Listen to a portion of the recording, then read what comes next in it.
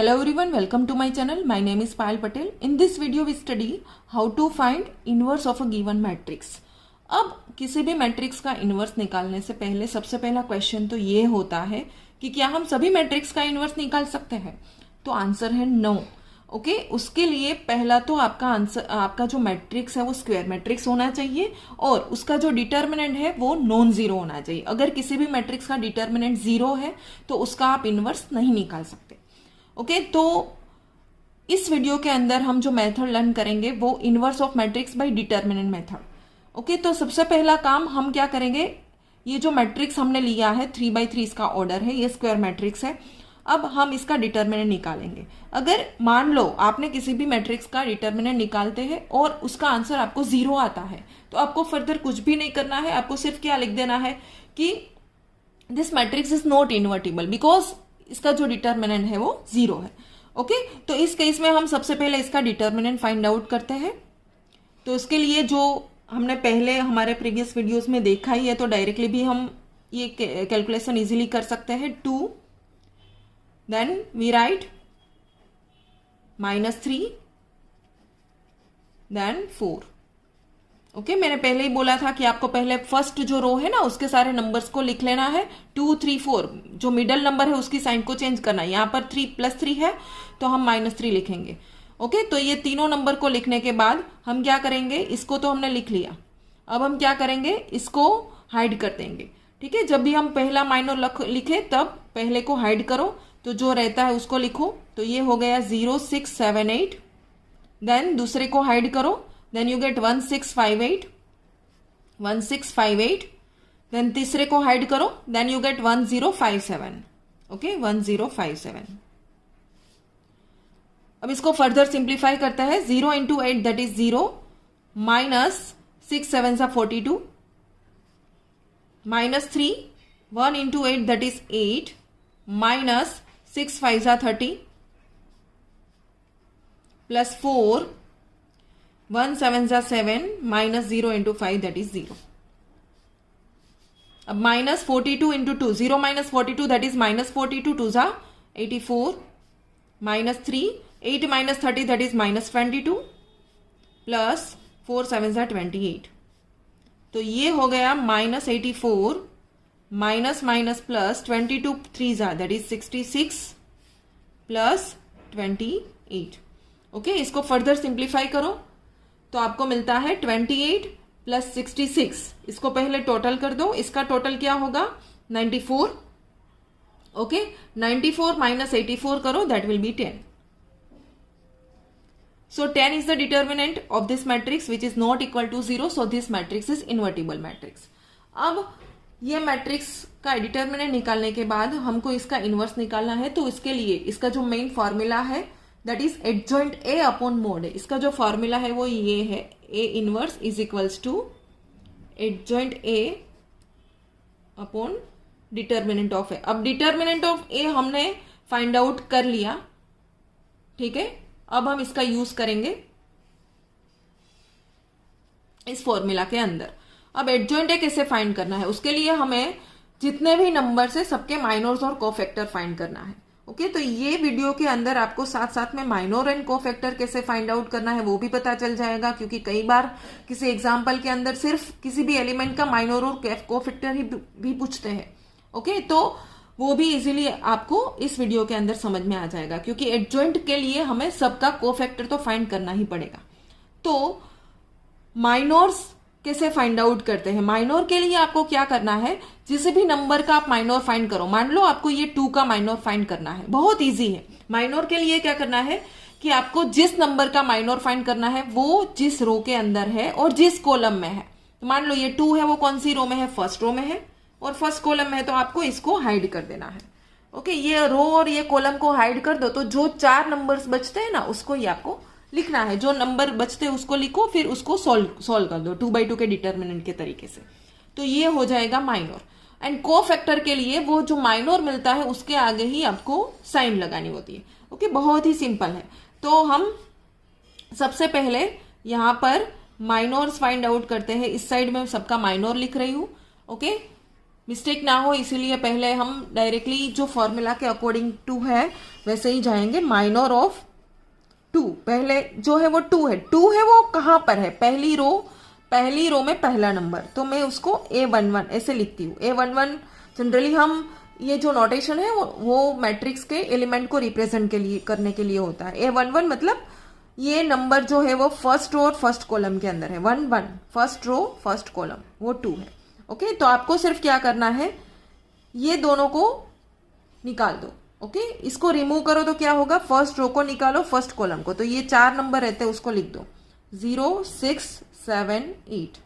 Okay, तो ये पहला माइनर। अब इसको सिर्फ सिंप्लीफाई करना है आपको, तो इस तरीके से आपको 9 नंबर्स जितने भी है ना सबके फाइंड आउट करने हैं।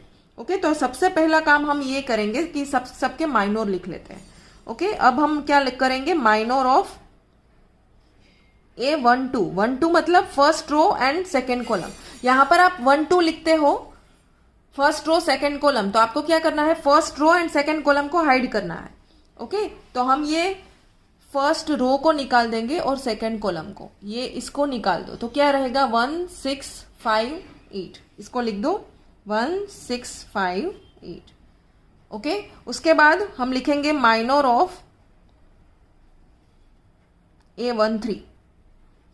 माइनर ऑफ A13, इसके अंदर हम क्या करेंगे, first row and third column को रिमूव करो। इसको रिमूव करो तो क्या रहेगा 1057। यहां पर लिख दो 1057। ओके, उसके बाद क्या आएगा, माइनर ऑफ A14 नहीं आएगा, ठीक है, क्योंकि फर्स्ट रो उसमें 3 ही कॉलम है, तो 1 2 3 3 कॉलम आ गई। अब हम कहां पर जाएंगे, सेकेंड रो के अंदर, तो 2 1 2 2 2 3 ऐसे। तो A21 का मतलब पहला जो है रो दूसरा कॉलम, तो सेकेंड रो फर्स्ट कॉलम, ये जो है ना second row and first column उसको निकाल दो। सेकेंड रो को निकालो फर्स्ट कॉलम को, तो क्या रहेगा 3 4 7 8। 3 4 7 8। ओके, अब हम क्या करेंगे नेक्स्ट, माइनर ऑफ A22। 22 मतलब क्या होता है, second row and second column को हाइड करो। Okay, second row second column, तो ये सेकेंड रो निकल जाएगा, सेकेंड कॉलम भी निकल जाएगा, तो हमारे पास क्या रहता है 2 4 5 8। 2 4 5 8। ओके, अब नेक्स्ट वी फाइंड A23। अब हम A23 को फाइंड आउट करेंगे।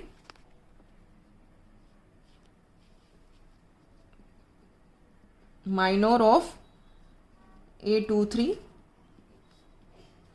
इसके लिए आपको सेकेंड रो, ये जो सेकेंड रो और थर्ड कॉलम को निकालना है, तो क्या रहेगा 2 3 5 7, ये हो जाएगा 2 3 5 7।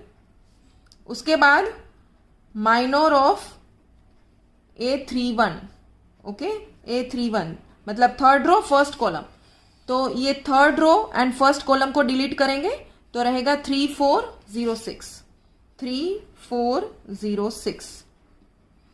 उसके बाद माइनर ऑफ A32, तो उसके लिए हम third row and second column को हाइड करेंगे, तो हमारे पास रहेगा 2 4 1 6। 2 4 1 6 and last minor of A33। Okay, उसके लिए हमको ये third row and third column को हाइड करना है, तो हमारे पास रहेगा 2 3 1 0। 2 3 1 0।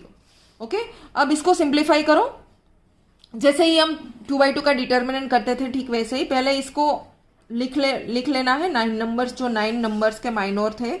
अब हम ये सारे जो माइनर हमको मिले 2/2 ऑर्डर के उसको फर्दर सिंप्लीफाई करेंगे, तो ये हो जाएगा 0 -6 7 42, तो हमको मिलता है -42, ये हुआ माइनर।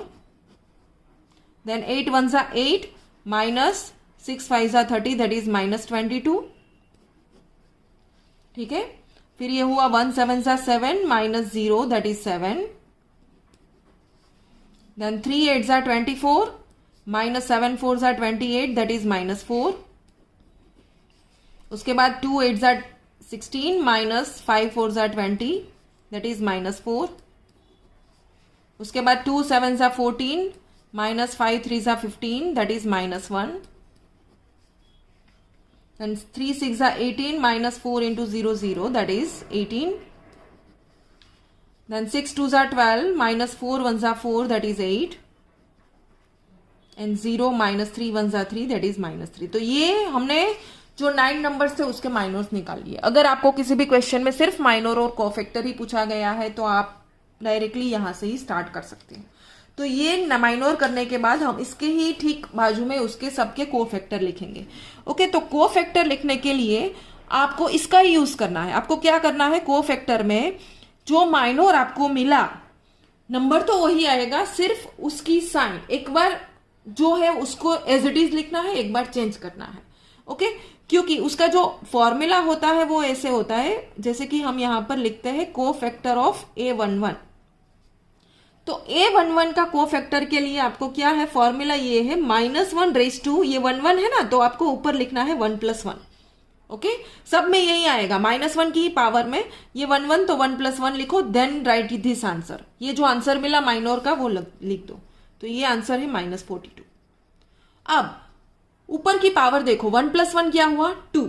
अगर आपकी पावर इवन है तो आपको ये जो माइनर का आंसर था उसको एज इट इज लिखना है. मतलब ये माइनर का आंसर आपको -42 मिला था तो -42 को एज इट इज लिख दो.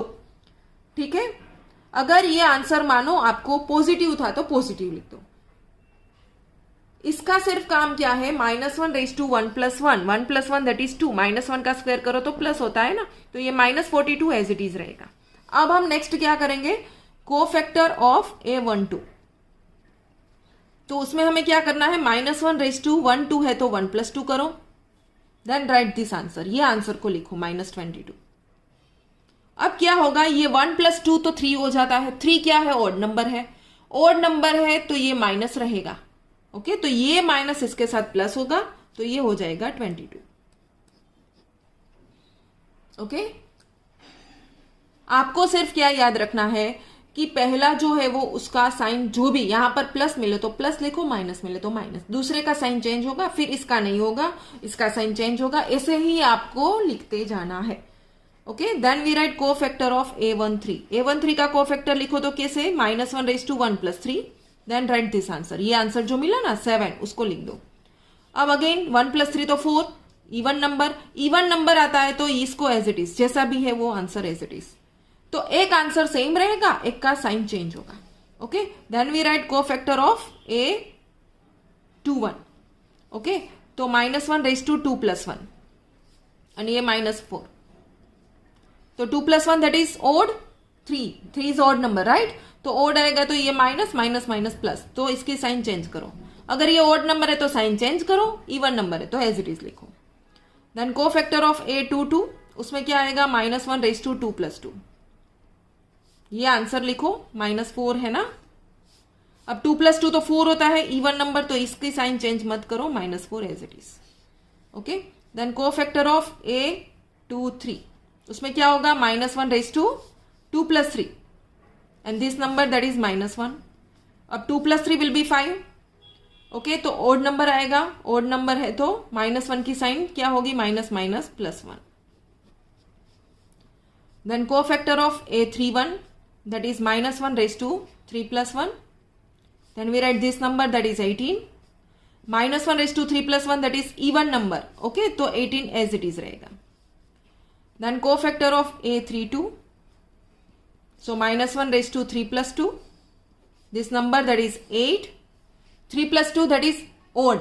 okay, तो 8 का हो जाएगा -8. देन लास्ट में A33, -1 raised to 3 + 3 and this number that is -3. तो ये -3 का -3 रहेगा बिकॉज ये इवन नंबर है. तो आपको सिंपली क्या करना है, आपको पहले सबका माइनर निकालना है. माइनर में सिर्फ जो रो और कॉलम है उसको डिलीट करो और सॉल्व करो. ये करने के बाद कोफैक्टर में देखो आपको क्या करना है, एक छोड़ के एक को एज इट इज लिखते जाना है. जैसे कि यहां पर आप देखो -42, इसको इसकी साइन चेंज करो, माइनस था तो प्लस कर दिया, इसको एज इट इज लिखो, इसकी साइन को चेंज करो, इसको एज इट इज लिखो, इसकी साइन चेंज करो, इसको एज इट इज लिखो, इसकी साइन चेंज करो, इसको एज इट इज लिखो. ठीक है, बहुत ही सिंपल है। तो ये हो गया पूरा हमारा माइनर एंड कोफैक्टर का काम। अब इसको निकालने के बाद अब बहुत ही सिंपल प्रोसेस बाकी रहा है, जो हम लिखेंगे कोफैक्टर मैट्रिक्स। कोफैक्टर मैट्रिक्स मतलब आपको क्या करना है, ये जो नंबर्स मिले ना उसको आपको मैट्रिक्स के फॉर्म में लिखना है। मतलब A11 तो पहला, ये दूसरा नंबर, ये तीसरा, तो ये रो वाइज से लिखते जाना है। ओके, तो अब हम लिखते हैं कोफैक्टर मैट्रिक्स, तो उसको आपको इसी में से ही लिखना है। ओके, तो we write cofactor matrix.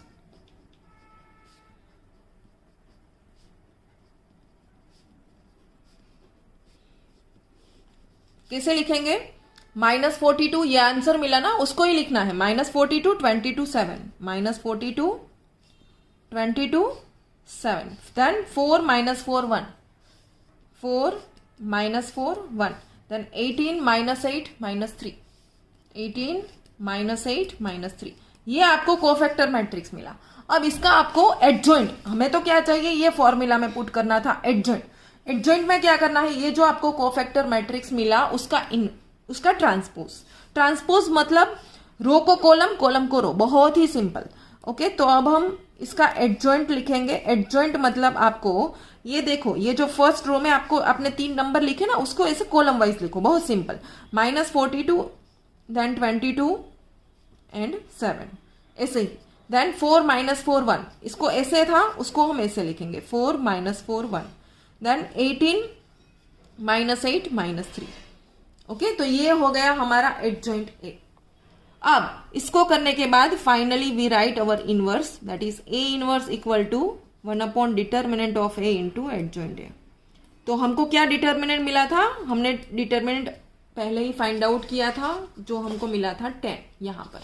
Okay, तो 1/10 and then we write our this matrix. आपको सिर्फ इसको लिख देना है।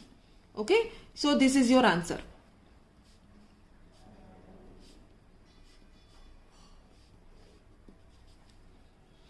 Okay, so by this way you can find out inverse of any matrix of order 3 by 3.